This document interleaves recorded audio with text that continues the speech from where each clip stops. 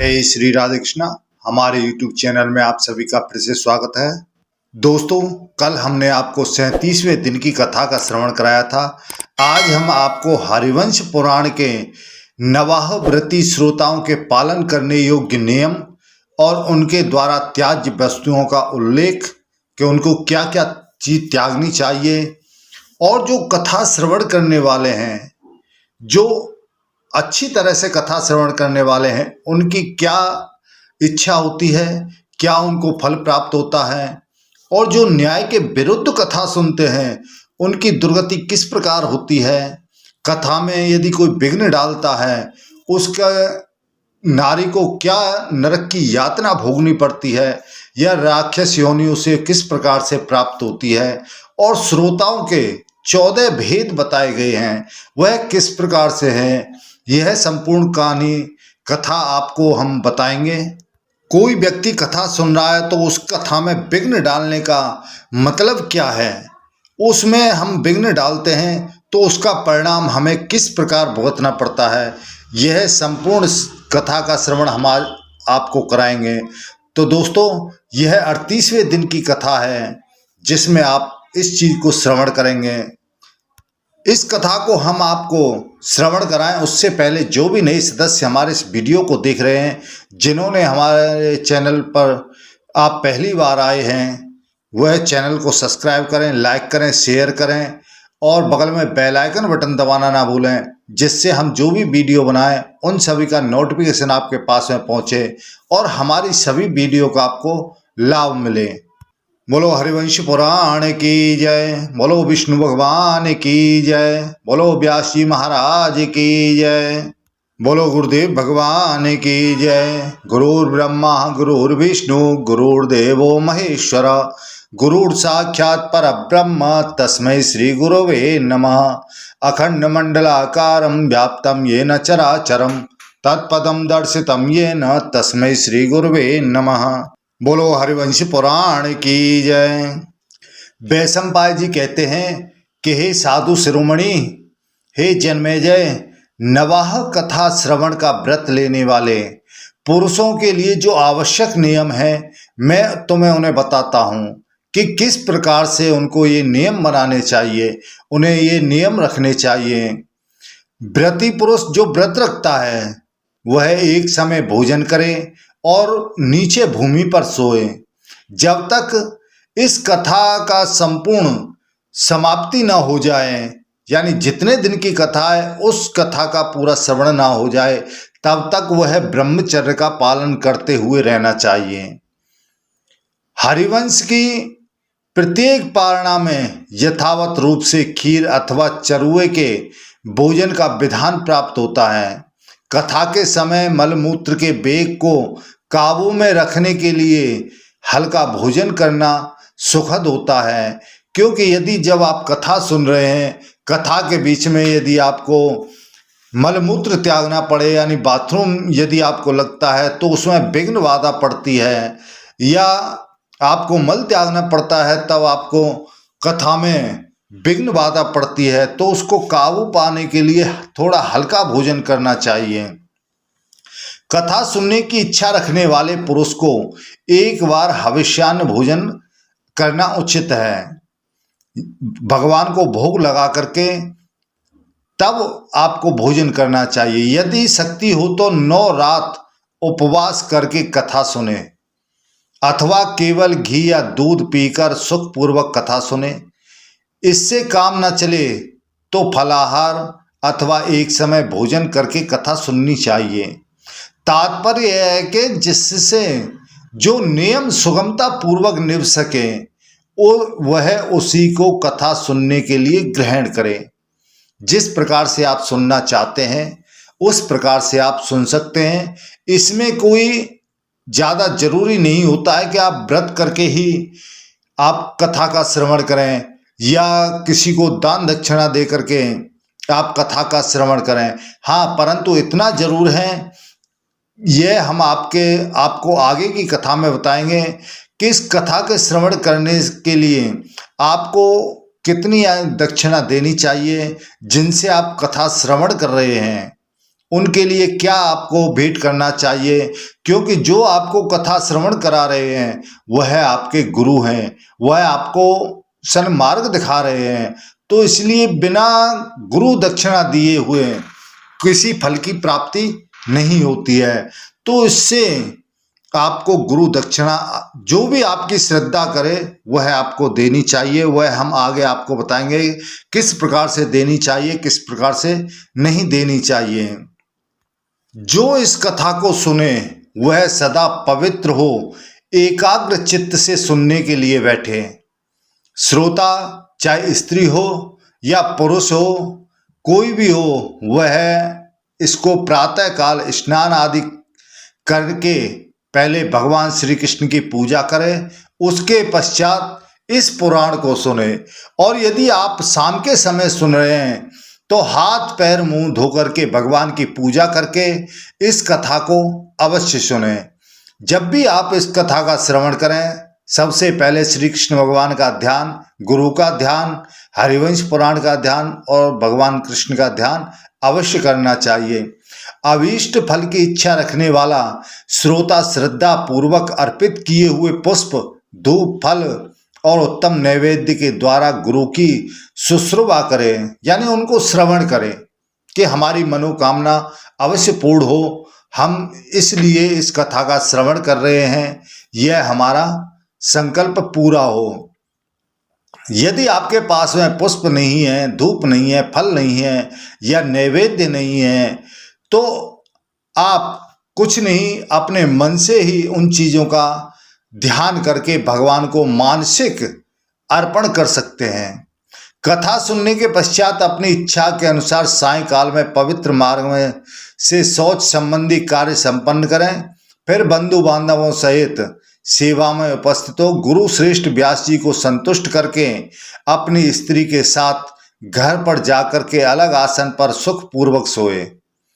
पापों के निवारण के लिए शौच, संतोष आदि नियम और ब्रह्मचर्य आदि यमों का दृढ़ता के साथ पालन करना चाहिए। यदि ब्रह्मचर्य का कोई पालन नहीं कर पाता है तो कोई बात नहीं है, और यदि कोई नीचे भी नहीं सो पाता है तो आजकल बेड हैं और तख्त हैं, उस पर आप सो सकते हैं, उसमें कोई दिक्कत नहीं है। बस इसमें इतना दिया गया है कि चारपाई जो होती है उस पर बिस्तर ना करें, उस पर ना सोए, इस बात का विशेष ध्यान रखें।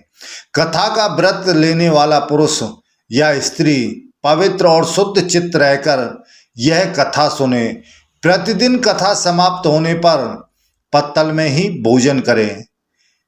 विशेषकर ध्यान रखना चाहिए, यदि पत्तल भी नहीं है, आप थाली में भोजन कर रहे हैं, तो कभी भी कुर्सी पर बैठ करके या सोफे पर बैठ करके आप भोजन नहीं करें। हमेशा धरती पर आसन लगा करके आप भोजन करें। और यदि आप श्रद्धावान हैं, आप देने योग्य हैं, तो कथा श्रवण काल में दाल, मधु, तेल, गरिष्ठ अन्न, भाव दूषित पदार्थ और वासी अन्न को कथाव्रती पुरुष इस चीज को प्रतिदिन त्याग देना चाहिए। ये चीज आपको नहीं खानी चाहिए। और यह आप दान भी कर सकते हो, जिससे आपको फल की प्राप्ति होगी। बैंगन, कलिंग जिसको हम सिरस्वी कहते हैं, या जला हुआ अन्न, मसूर या लोबिया या सेम तथा मांस आदि को कथाव्रती सर्वथा त्याग दे। प्याज, लहसुन, हींग, मूली, गाजर, नालिका यानी नाड़ी का जो शाक होता है, मूल, अंदर पैदा होने वाले कंद, आलू, अरवी आदि और कुमड़ा, इन सब को कथा सुनने का व्रत लेने वाला पुरुष कदापि ना खाए। इन चीजों को ना खाए, हो सके तो हल्का भोजन करें। और यदि आप करना ही चाहते हो, व्रत नहीं करते हो, तो आलू वगैरह ये आप खा सकते हो, लेकिन उसमें आप गाजर नहीं खा सकते, मूली नहीं खा सकते, प्याज नहीं खा सकते, लहसुन नहीं खा सकते और हींग भी नहीं खा सकते हैं। इन चीज़ों का आप विशेष ध्यान रखें। उसके बाद आपको कभी क्रोध नहीं करना चाहिए। क्रोध यदि आ भी जाता है तो आप उसे किसी न किसी तरह शांत करें। किसी से द्वेष भी ना रखें कि भाई मैं ये कर रहा हूँ तो मैं इससे बड़ा द्वेष रखूं, इस प्रकार से भी आपको नहीं करना चाहिए। वेद, वैष्णव, ब्राह्मण, गुरु, गौसेवक, स्त्री, राजा और महापुरुष की आपको उस समय, जिस समय आप कथा श्रवण कर रहे हैं, जितने दिन आप कथा श्रवण कर रहे हैं, उतने दिन आपको इनकी बिल्कुल भी निंदा नहीं करनी चाहिए। कथाव्रती रजस्वला स्त्री अत्यन्य यानी जो चांडालनी होती है, जो प्रथम 4 दिन होते हैं, उसमें म्लेच्छ, पतित, गायत्रीहीन, द्विज, ब्राह्मण द्रोही तथा वेद को न मानने वाले पुरुषों से आपको बात भी नहीं करनी चाहिए। नियम से कथा का व्रत लेने वाले पुरुष को सत्य, शौच, दया, मौन, सरलता और विनय का पालन करना चाहिए। हृदय से आपको कथा सुननी चाहिए, श्रद्धा से, भक्ति से आपको कथा का श्रवण करना चाहिए, तभी आपको फल की प्राप्ति हो सकती है। और जिस समय आप कथा का श्रवण कर रहे हैं, उस समय आपको बिल्कुल मौन और शांत भाव से कथा सुननी चाहिए। ये सभी पुण्य के भागी होते हैं जो इस प्रकार से करते हैं। जो अधम मनुष्य भक्ति भाव से इनसे रहित होकर के इस पुण्य कथा को सुनते हैं, उन्हें कभी पुण्य फल की प्राप्ति नहीं होती है। इस बात का विशेष ध्यान रखें।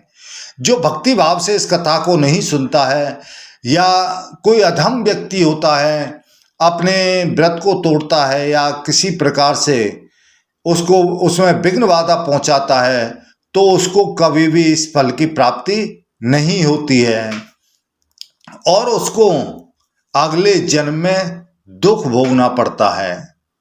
इस जन्म में भी दुख भोग सकता है, नहीं तो अगले जन्म में उसे अवश्य ही दुख भोगना पड़ता है। वे दरिद्र और पापी भी हो सकते हैं। और जो व्यक्ति श्रद्धा भाव से, भक्ति भाव से इस कथा का श्रवण करता है, वह कभी भी दरिद्र और पापी नहीं हो सकते हैं। सबसे पहले जब आप कथा सुने तो आपको कथा श्रवण कराने वाले को नमस्कार करना चाहिए और हरिवंश पुराण को नमस्कार करना चाहिए। इनकी बिल्कुल भी आप निंदा न करें। और जो लोग इस तरह की निंदा करते हैं, वे अगले जन्म में 100 जन्मों तक कुत्ते होते हैं, यानी उन्हें कुत्ते का रूप लेना पड़ता है।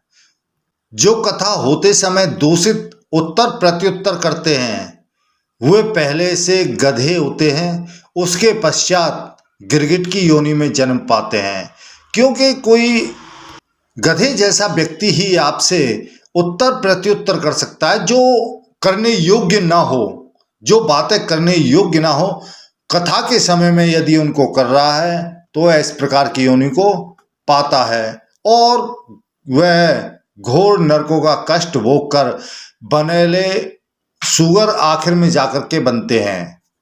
बनेले का मतलब है वन में के जो सुगर होते हैं वह जाकर के बनते हैं। कथा के बीच में आप अपने बच्चों से लाड़ प्यार भी नहीं कर सकते, या किसी से कोई हंसी की या कोई परिहास की बातें भी नहीं कर सकते। यदि आप इस प्रकार की बातें करते हैं तो आप अगले जन्म में जाकर के ऐसा व्यक्ति नरक में जाकर के पड़ता है। तो कभी भी इस प्रकार की कोई हंसी मजाक वाली कोई बात नहीं करनी चाहिए। अपने भक्ति भाव से प्रेम पूर्वक होकर के कथा का श्रवण करना चाहिए, जिसके सुनने से जो आपकी मन की इच्छा है वह आपकी अवश्य ही पूर्ण होती है। वो कहते हैं कि जाकी रही भावना जैसी, दिन मूरत देखी तिन तैसी। जिसकी जैसी भावना होती है उसे उसी प्रकार की मूरत दिखाई देती है, उसको उसी तरह का फल मिलता है। तो हमारे मन के अंदर वही भावना होनी चाहिए जो हमारी चाहत है, जो हम जिसके लिए हमने संकल्प किया है, जिसके लिए हम इस कथा का श्रवण कर रहे हैं, उसका हमारे अंदर भाव होना चाहिए।